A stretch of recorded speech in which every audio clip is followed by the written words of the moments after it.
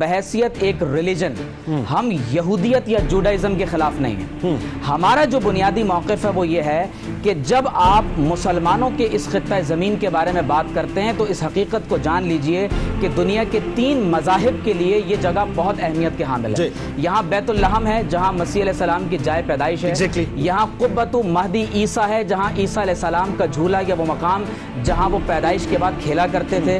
یہیں پر ہی کنیسۃ القیامہ ہے. اکارڈنگ ٹو کرسچینٹی یہاں پر عیسیٰ علیہ السلام کو ایک خاص مقام پر مسلوب کیا گیا اور وہیں سے وہ دوبارہ زندہ ہو کر آسمانوں پر چلے گئے. اسے کنیسۃ القیامہ کہتے ہیں. اور اسی خطے کے اندر آپ اگر جینیسس چیپٹر 15 ورس 18 کا مطالعہ کریں تو لکھا ہوا ہے کہ then and there the Lord made a covenant with Abraham. اسی وقت خدا نے ابراہیم علیہ السلام سے ایک وعدہ کیا. He said I promise to give your descendants all this land from the border of Egypt to the river of Euphrates. کہ خدا نے حضرت ابراہیم علیہ السلام سے یہ وعدہ کیا کہ میں آپ کی نسلوں کو دریائے نیل سے دریائے فرات تک کا ایک حصہ بطور حکومت عطا فرماؤں گا. نیل مصر میں ہے, فرات عراق میں ہے.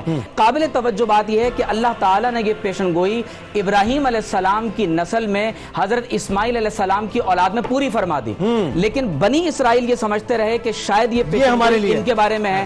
اب آپ دیکھیے کہ it is a declaration of war against Islamic states کہ آپ جب یہ کہتے ہیں کہ ہمیں مصر سے فرات تک اپنی حکومت قائم کرنی ہے. مجھے آپ یہ بتائیے کہ 1917 میں جب جنرل ایلن بی سلطنت عثمانیہ کے اختتام کے بعد آپ دیکھتے ہیں کہ جب وہ ایک آزادانہ طور پر بیت المقدس میں اسرائیلی فوجوں کے ساتھ داخل ہو رہا ہے, دوسری طرف آپ دیکھتے ہیں کہ 48 میں جا کر اسرائیل کا قیام ہوتا ہے, 67 میں عرب اسرائیل وار ہوتی ہے. اس کے بعد جب آپ دیکھ رہے ہیں تو اسرائیل ایکسپینڈ کر رہا ہے. وہ لوگ جو یہ سمجھتے ہیں کہ یونائٹڈ نیشنز یا OIC کے ذریعے سے اس پرابلم کو ریزالو کیا جا سکتا ہے, وہ اس کو تاریخی تناظر میں دیکھیں. اب آپ دیکھیں کہ 2 باتوں کو یہاں ہمیں سمجھ لینا چاہیے. آخر یہودی مسلمانوں کا کشت خون کر رہے ہیں, وہ بمباری کر رہے ہیں, انہیں کسی عالمی قانون کی, کسی مذہب کی, کسی انسانی حقوق کی کوئی ان کے پیش نظر بات نہیں ہے. اور یہاں میں بار بار وضاحت کر رہا ہوں کہ یہاں یہودیوں سے مراد زائنسٹ ہیں, اشکنازی جوز ہیں, جو مسلمانوں کا کشت خون ہی نہیں کر رہے بلکہ پوری دنیا کو تہو بالا کر رہے ہیں.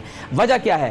تالمود کے حوالے دینے کا میرے پاس اس وقت کیونکہ وقت نہیں ہے. قرآن میں اللہ نے فرمایا کہ ان کا عقیدہ یہ ہے لیس علینا فی الامیین سبیل. وہ کہتے ہیں کہ جو جینٹائلز ہیں, غیر یہودی ہیں, they are like animals, cattles. آپ ان کے ساتھ جو چاہیں کر سکتے ہیں. دوسری وجہ یہ ہے کہ مسلمان آج خاموش کیوں ہیں؟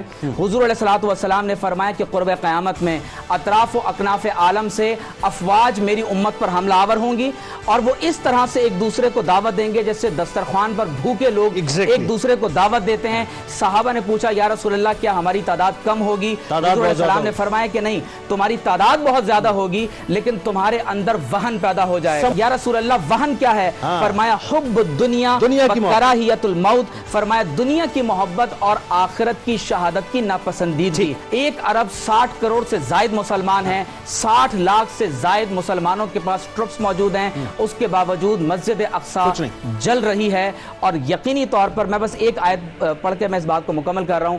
اللہ تعالیٰ نے ارشاد فرمایا وَمَا لَكُمْ لَا تُقَاتِلُونَ فِي سَبِيلِ اللَّهِ. تمہیں کیا ہو گیا تم اللہ کے راستے میں قتال نہیں کرتے؟ وَالْمُسْتَضْعَفِينَ مِنَ الرِّجَالِ وَالنِّسَاءِ وَالْوِلْدَانِ الَّذِينَ يَقُولُونَ رَبَّنَا أَخْرِجْنَا مِنْ هَذِهِ الْقَرْيَةِ الظَّالِمِ أَهْلُهَا وَاجْعَل لَّنَا مِن لَّدُنكَ وَلِيًّا وَاجْعَل لَّنَا مِن لَّدُنكَ نَصِيرًا. یہ ہے وہ پالیسی جو پورے عالم اسلام کو اس وقت اختیار کرنی ہے. بالکل.